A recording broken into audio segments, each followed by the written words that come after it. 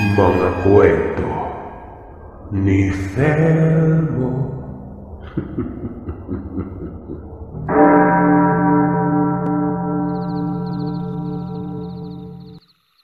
Mapagpalang araw sa lahat ng mga nakikinig sa channel na ito.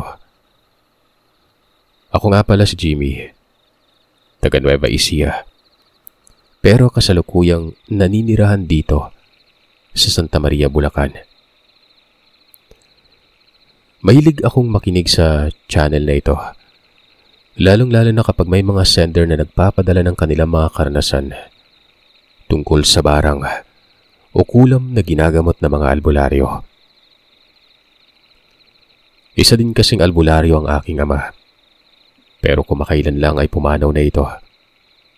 Pero bago pa man siya pumanaw, naipasa at naituro niya na sa akin ang lahat ng kaalaman niya sa pagiging isang albularyo. Bata pa lamang ako ay nakikita ko ng aking ama kung paano manggamot. At sa tuwing nagagamot niya na nga mga pasyenteng may sakit nun, nangihina siya o kaya naman ay bigla-bigla siyang nagkakasakit. Ay naman kay nanay, kapag ganoong estado raw ang aking ama, kahit na magaling na ang ginagamot nito, patuloy pa rin itong nakikipaglaban sa mamabarang o mangkukulam na nasagasaan niya.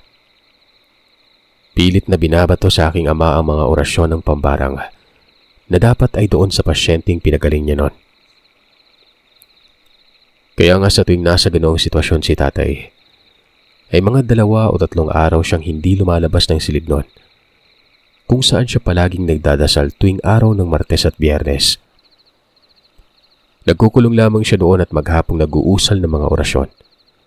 O depende kung kailan niya mapapasuko ang kinakalabang nasa panig ng kaliwa.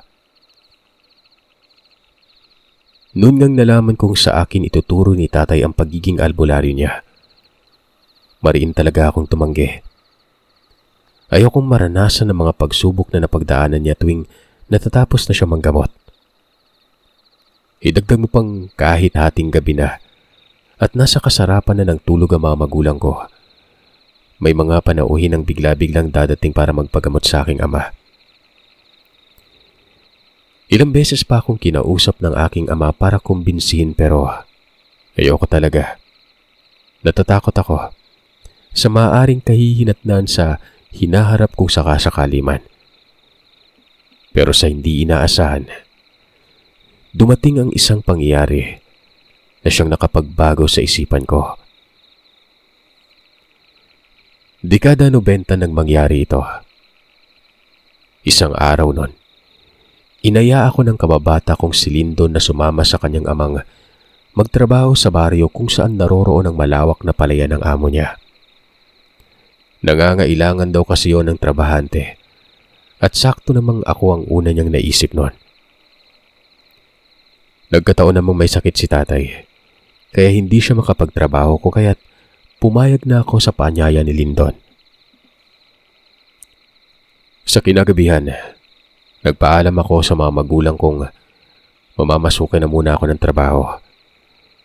Na magpahinga na muna si tatay sa pagtatrabaho at ako na muna ang bahala sa kanila para mas mapabilis ang paggaling nito sa sakit na dinadamdam. Sigurado ka ba sa gusto mong gawin, anak? Tanong ng aking ama. Tumango ako at sinabi sa kanyang, sigurado ako nun. Kaya sana ay payagan na nila ako magtrabaho. Ay naman sa aking ina, may kalayuan raw ang pinagtatrabahuhan ng tatay ni Lindon. At sa pagkakaalam niya, 1 o 2 beses lamang sa loob ng 1 buwan kong umuwi ito. Nay, hindi na po ako bata para dumikit-dikit pa rin sa inyo. Tsaka kasama ko naman si Mang Bong. Tiyak naman akong hindi niya ako papabayaan. Hayaan mo na yung bunso natin, Lydia. Malaki na yan. Kaya niya ng pangalagaan ng sarili niya. Sa madaling salita, Sir Seth, pinayagan ako ng aking mga magulang noon. Tumango ako at nagpasalamat sa mga magulang ko dahil sa ginawa nilang pagpayag na magtrabaho ako sa malayo. Pero kabilin-bilinan sa akin ni Tatay Douglas na mag-ingat daw ako palagi. May kaalaman na ako sa pagiging albularyo noon. Ang mga taong katulad kong may alam at may dugong albularyo ay lapitin ng mga masasamang nilalang, maging sa mga halang ang kaluluwang nasa panig ng kaliwa. Kahit na mapasyudad man yan o probinsya, kaya't hanggang maaari ay itago ko raw ang aking presensyang kakayahan bilang isang albularyo. At higit sa lahat, huwag kong ipagyabang. Sana lang pagbalik mo dito sa atin, nakapag-isip-isip ka na tungkol sa sinabi ko sa iyo. Bata pa lamang kasi ako, Sir Seth. Hinasa na ako ni tatay sa larangan ng pagiging manggagamot, kasamang iba ko pang mga kapatid. Nung una, lahat ng alam niyang mga orasyong nasa mababang antas, yun munang unti-unti niyang itinuturo sa aming magkapatid, hanggang sa malagpasan namin yon. Maging ang panggagamot sa mga simpleng sakit gaya ng mga nabalis, naingkanto o kaya naman ay nanuno sa punso, itinuro niya rin sa amin yon. Hanggang sa noong matutunan na namin at makabisa ang lahat, itinuro niya naman sa amin ang iba pang mga orasyong may kinalaman na sa panggagamot na nasa mataas ng antas. Pero noong makabisa ko ng lahat ng yon, napagdesisyonan ko na wag na manggamot. Gawa nga nang nakikita ko nga ang aking amang may mga pagkakataong nagkakasakit siya, at kung minsan pa nga ay nahihirapan siya makipagsagupa sa mga nilalang. Naduwag akong harapin ang mga ganong klaseng pangyari kung sakali man. Hindi ako kasing tapang ng aking ama't mga kapatid, kung kaya't mas pinili ko na lamang ang magtrabaho kesa manggamot ng mga taong may sakit na hindi kayang pagalingin ng mga doktor noon. Matapos ngang pumayag ang mga magulang ko, sinabi ko kaagad kay Lyndon. Sa paglipas nga ng mga araw, nasa baryo na kami kung saan magtatrabaho. Marami akong nakilalang mga trabahanting kasama ko. Magiliw ka usap, palakwento. Kaya hindi kami nanibago ni Lyndon noon. Masaya ang trabahong napasukan ko. Nag-i-enjoy ako. Mababait ang mga kasamaan ko. Maliban lamang sa matandang si Mang Mando, ang malayong kamag-anak ng amo naming babae. Sa pagkakaalam ko ay katiwala siya ng amo naming lalaki, at kung minsan ay kasakasama siya kapag umaalis si Bossing, lalo na kung may importante siyang lakad. Unang pasok ko pa lamang sa trabaho, may naramdaman na akong kakaibang presensya kay Mang Mando noon. Pakiwari ko, para bang may kung anong madilim sa kanya.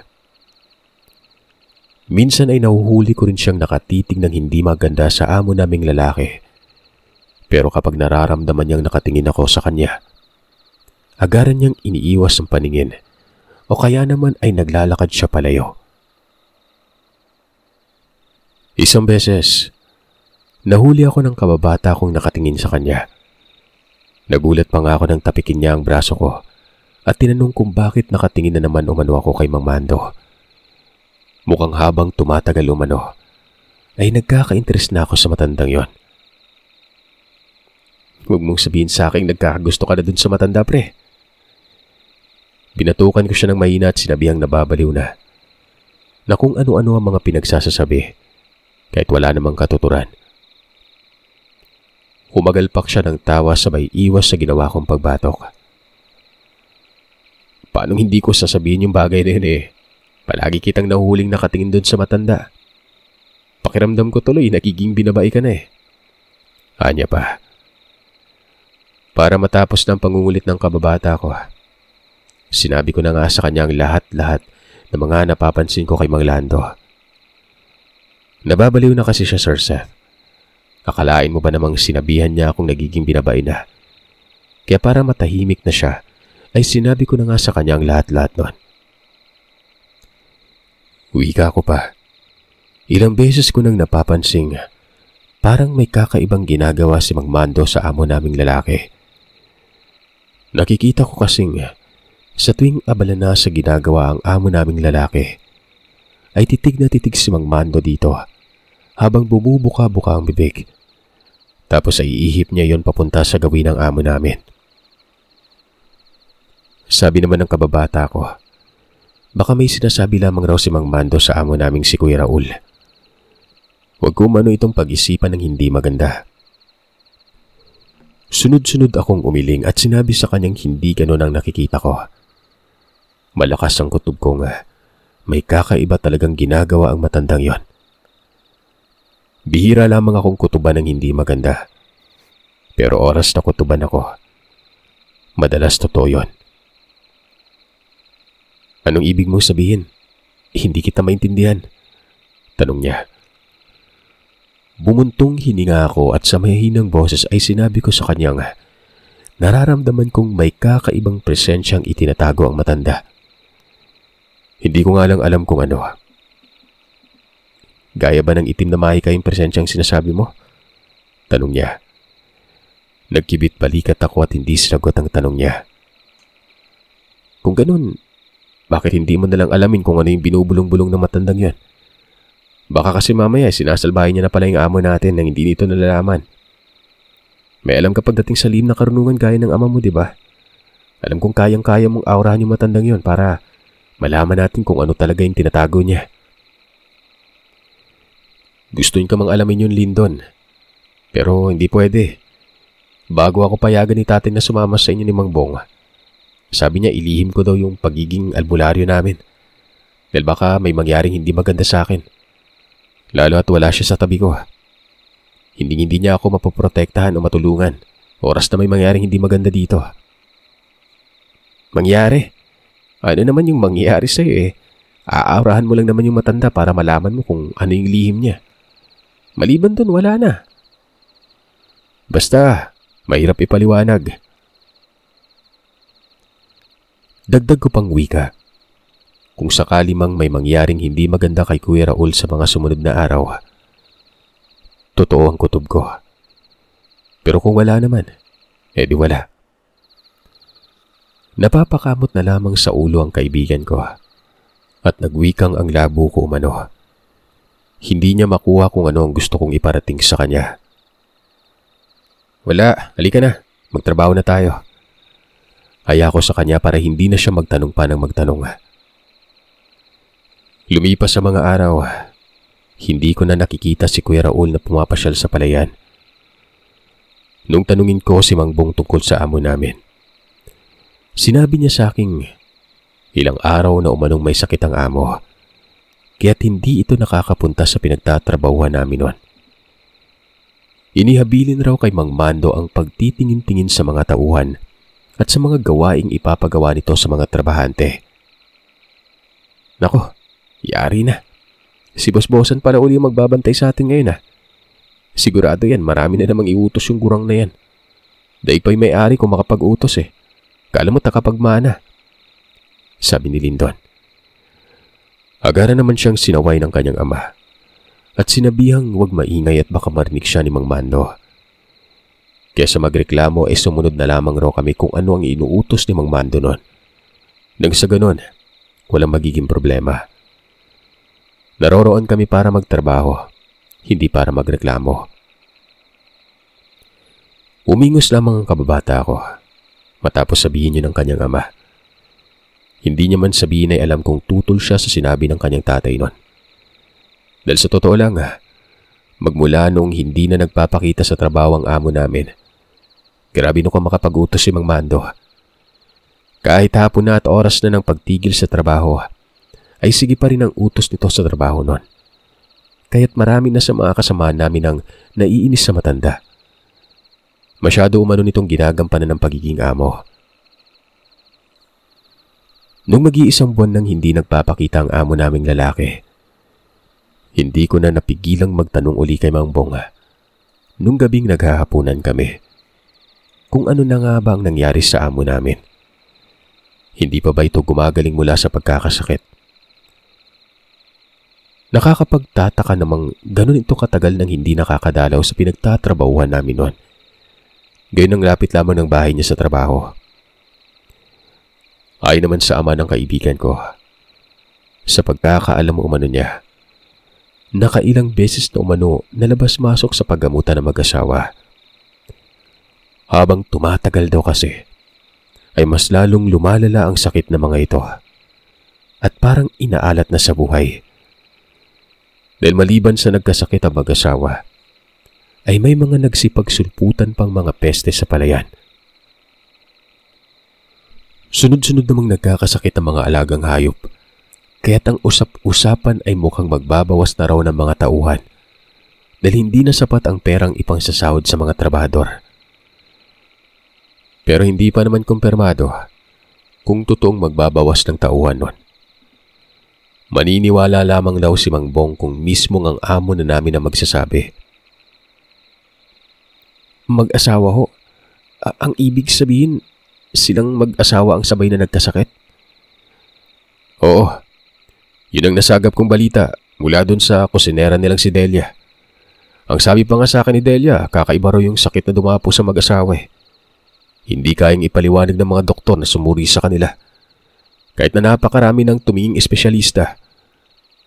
Sagot ni Mang Bong. Matapos sabihin niyo ni Mang Bong, doon na ako nagkaroon ng hinala at mas lalong kinutuban ng hindi maganda. Para kasing may mali nun. Bakit mo nga pala na itanong ang tungkol sa amo natin, Tol? Wala. Wala naman. Naisipan ko lang. Nang matapos na kaming maghapunan, nagpahangin na muna ako sa labas ng bahay habang binabalikan ang mga napapansin kong kakaibang kinikilos ni Mang Mando. Magmula kasi noong hindi na nagpakita sa amin ang amo naming lalaki, napapansin ko minsan na natutulala ang matanda. Kung minsan naman, para siyang bubuyog na bumubulong-bulong pero sa tuwing nagkukunari akong dadaan sa harapan niya, tumitigil ang matandang yon at masama akong tinititigan.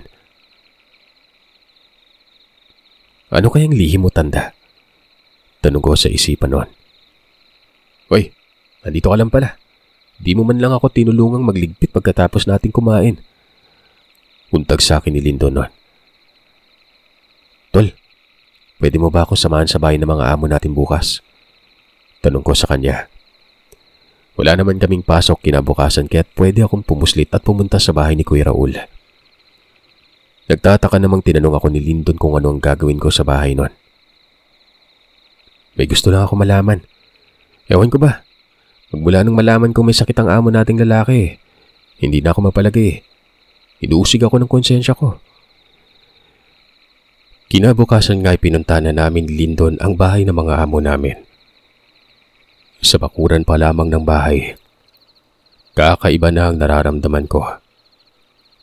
Mabigat ang pakiramdam ko habang naglalakad kami papasok nun. Kasama ang kusinerang si Aling Delia.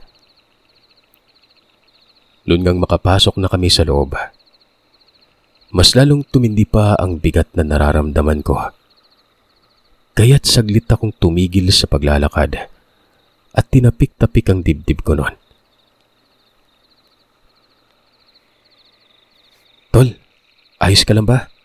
Pinagpapawisan ka? Tanong ni Lindon. Tagaktak ang pawis na sinabi ko sa kanyang may hindi magandang nangyayari sa bahay ng mga amo namin.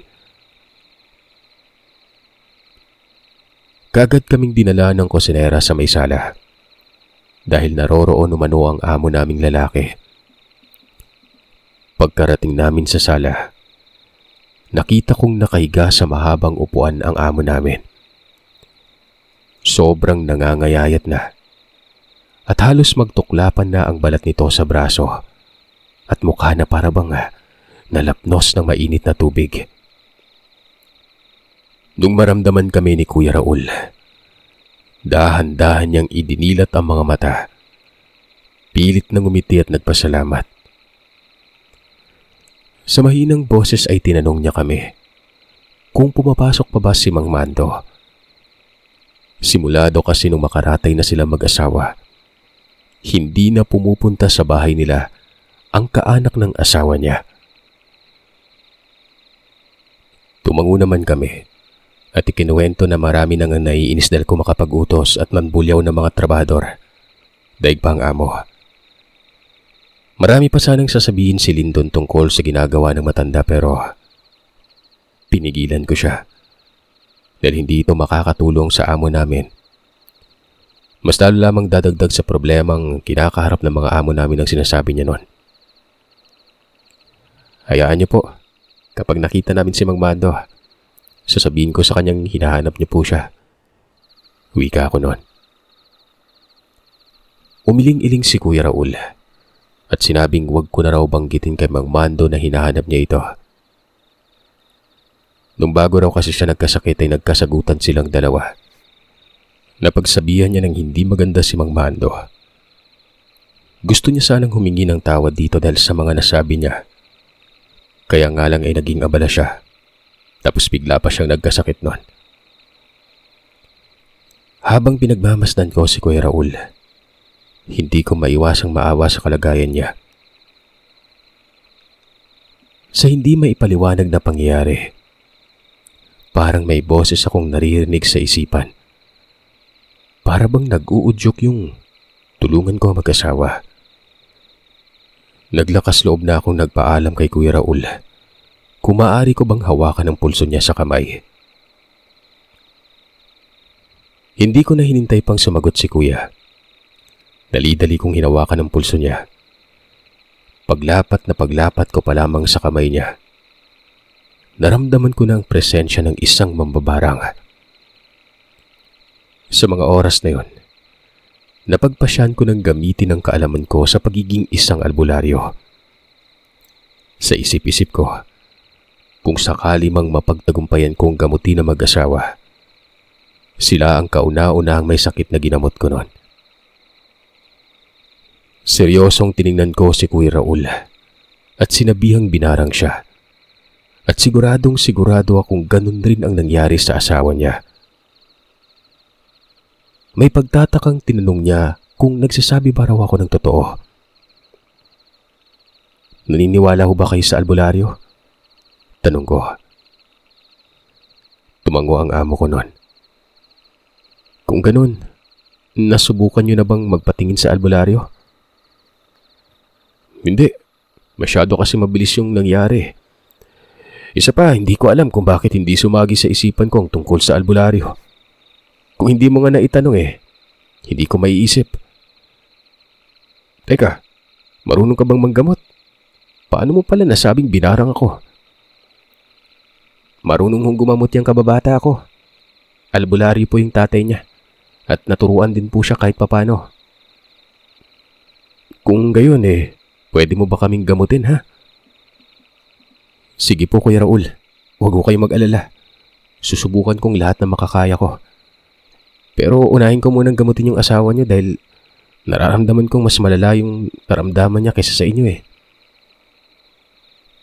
Maluha-luha namang tumango ang amo naming lalaki nun. At agad na inutusan si Aling Delia na alalayan siyang makatayo. Dahil dadalhin niya kami sa silid kung nasaan ang asawa niya. Kaagad namang nagpresenta ang kababata kung siya na lamang ang aalalay kay Kuya Raul noon. Makalipas ang ilang sandali, pagbukas na pagbukas pa lamang ng pintuan ng silid, bumungad na sa amin ang napakabahong amoy. Langhap na langhap ko ang amoy na bubulok na laman. Nag-usal ako ng orasyong pambakod bago pumasok sa silid at noong binuksan nga ng amo kong lalaki ang ilaw, bumungad sa amin ang asawa niyang nakaratay sa higaan. Nakasuot lamang ito ng mahabang kasuotan. Kung titingnan mo siya habang nakahiga, aakalain mong bangkay na talaga. Putlang-putla na mga labit, nagbibitak-bitak na ang balat. Gaya ng nangyari sa amo naming lalaki at parang wala ng dugong dumadaloy sa katawan. Idagdag pang ang laki ng tiyan na animoy, 7 buwang buntis nun.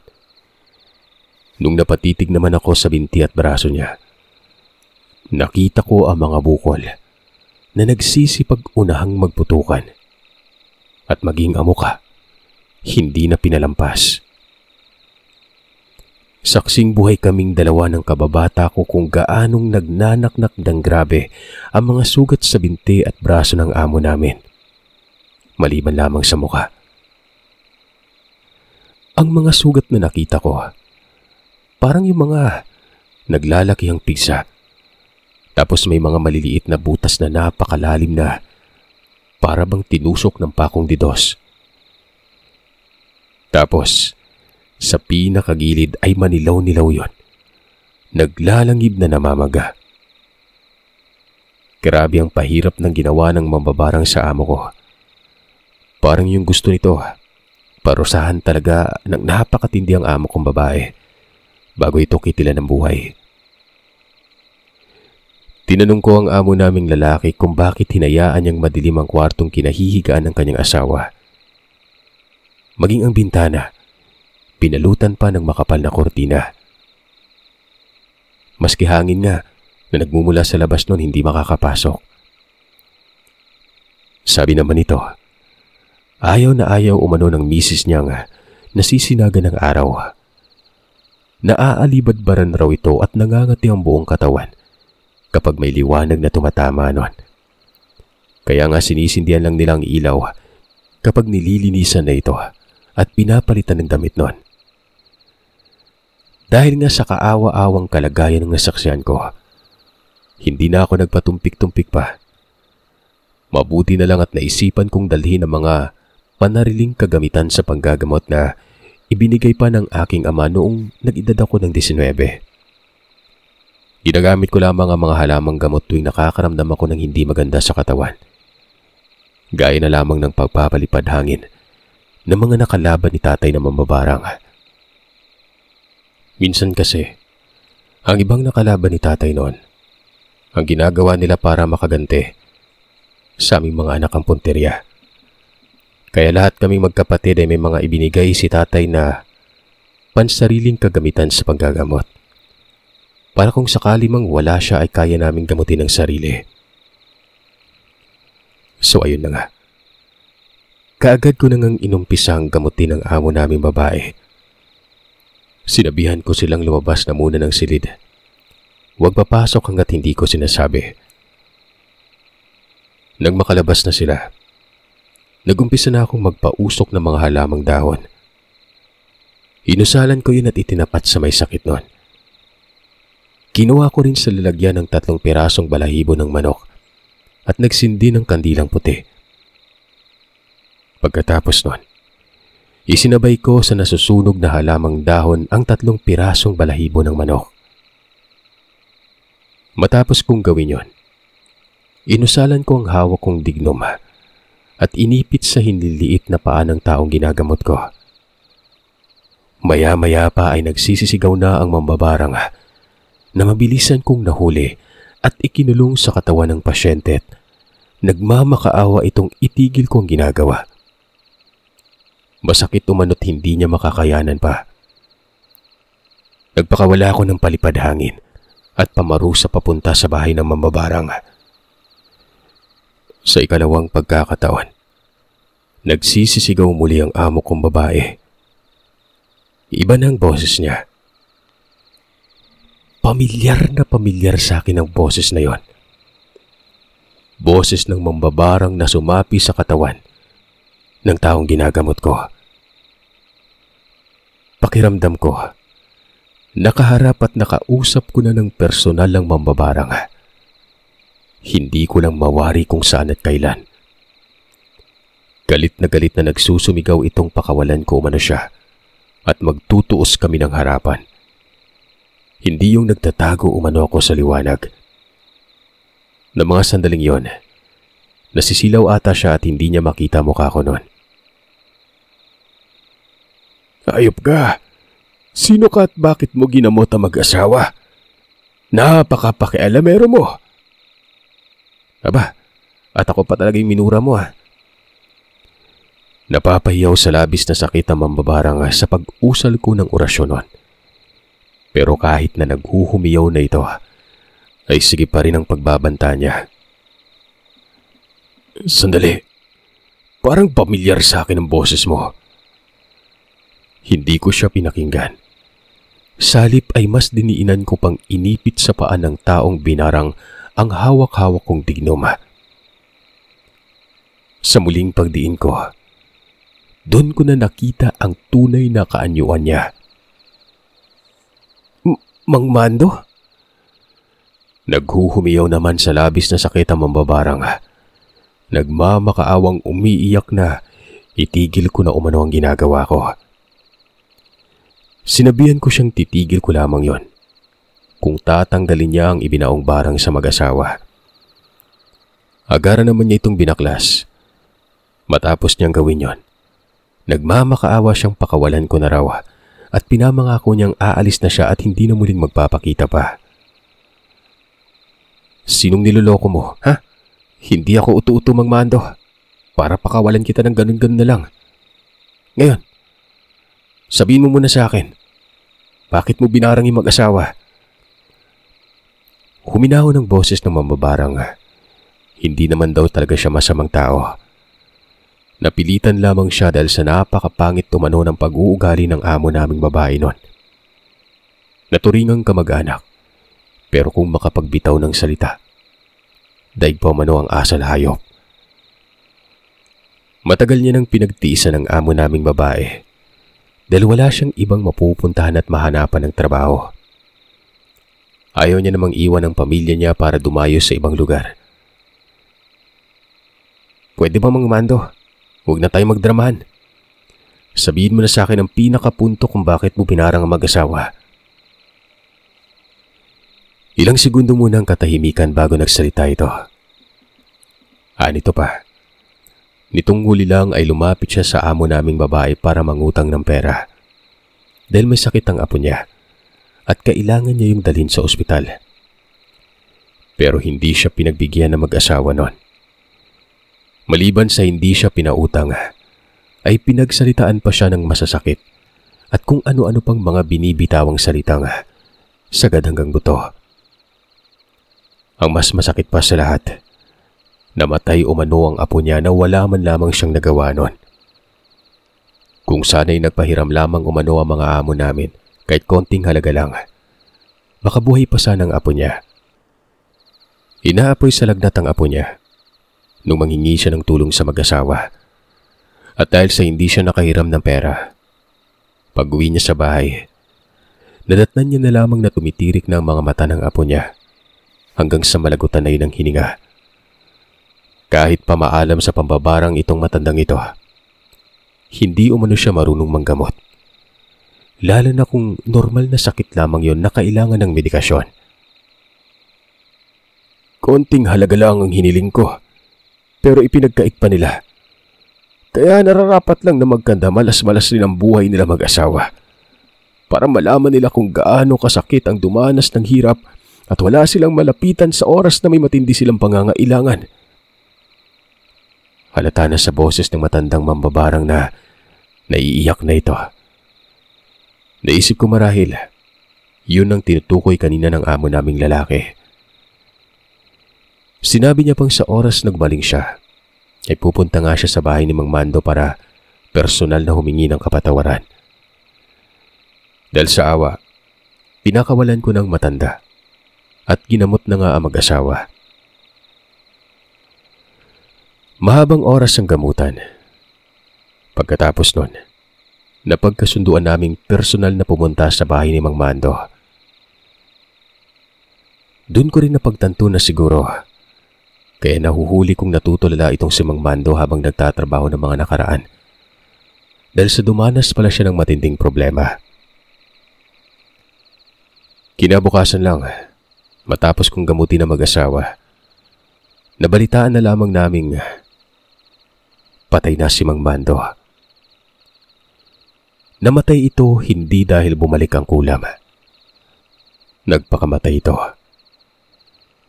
Dahil sa pangyayaring yon, tuluyan nang nagbago ang pag-uugali ng amo naming babae. Hindi na ito naging matapobre at lahat ng mga trabahanting lumalapit dito para humingi ng tulong, tinutulungan niya basta kaya. Sa pagdaan ng araw at linggo, unti-unti na din silang nakabangon at bumalik na sa normal ang kanilang pamumuhay. Ako naman, nang matapos ng trabaho ko doon ay umuwi ako sa aking ama. Doon ko na tinanggap ang alok niya. na dadating ang araw na ako ang magiging kahalili niya sa panggagamot noon.